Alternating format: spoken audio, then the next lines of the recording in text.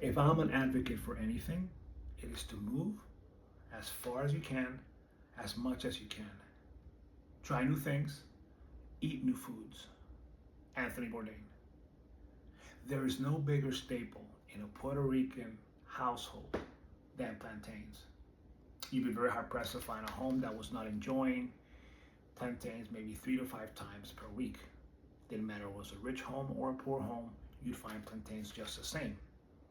Being a 52-year-old Puerto Rican man, I enjoyed eating plantains many, many times over the years. I would also enjoy going to the markets with my mother, purchasing the plantains, bringing them home where she would prepare them in our favorite way, making them as fried plantains, or as we call them, tostones. We'll be discussing the origins of plantains. We'll also be discussing their nutritional value and how they are prepared in Puerto Rican culture and also other Hispanic cultures as well. With that being said, we'll start with our first point. According to the Encyclopedia Britannica, plantains actually originated in Southeast Asia around 3000 to 2000 BC.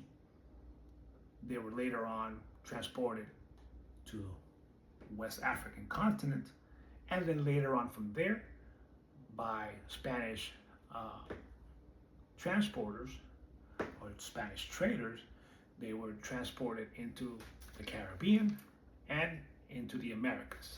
It was also believed that on these ships that carried the plantains were used as a major food source for the slaves that were being transported on these ships. Now, plantains are also considered to be a hybrid of two wild bananas, the Musa acuminata and the Musa balbisiana. Plantain trees can grow to a height of up to 10-25 feet tall, producing wide, broad, paddle-like leaves at the very top. Now, plantains are actually your basic banana shape, except they're very starchy and they need to be cooked in order to be enjoyed. You will see here your traditional banana, and this is a traditional plantain. Besides plantains being delicious, they're also highly nutritious as well. They contain very, very high levels of potassium. They also have what's called a resistant starch, which means that once consumed, does not spike your blood sugar as high. They are also a very good source of fiber, which aid in digestion, and it's also considered to be a prebiotic. Plantains are considered to be high in minerals and protein as well. Now, if you were to air bake versus fry the plantains, that will also affect the way the calories are added up. But obviously fried always tastes better. Now, plantains are also to be considered a reliable source of food, meaning it tolerates harsh conditions where it's grown. It's a high yielding crop, and in tropical climates can be grown all year round. Now, this makes it a very accessible food source for most Hispanic families. And if you were to find in a Puerto Rican household, you were to ask them, well, what is their favorite way of enjoying plantains? Then they will without a doubt tell you one of two things. They will enjoy them as tostones, which is fried plantains using a tostonera. You put the plantains in, you smash them, and you fry them into these thin chips. Or you enjoy them as what's called a mofongo, which you put the fried plantains into the mortar with a pestle, you smash them down, serve them in a plate, along with these fried pork cracklings, olive oil, and other spices as well.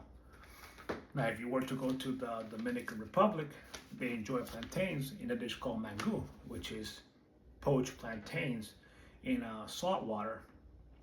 They are mashed when they've been pulled out of the water, served on a plate with some sauteed spinach, sauteed onions at the very top of that. If you were to go countries of South America like Ecuador, Nicaragua, and so forth, they enjoy them as these thin, almost potato chips, like crisps, which are called chifas. Okay. Now, being all these particular dishes that enjoyed worldwide brings to the conclusion that if you ever were to be invited into a Puerto Rican household, you would now know that plantains more than likely are in that house. You would know the origin of some plantains. You will also know that they are of a nutritional or high nutritional value to be able to enjoy. And more than likely, you will be able to know that they prepare the plantains in one or two ways in that household. Now, hopefully, you will be able to get to enjoy how they're being made there.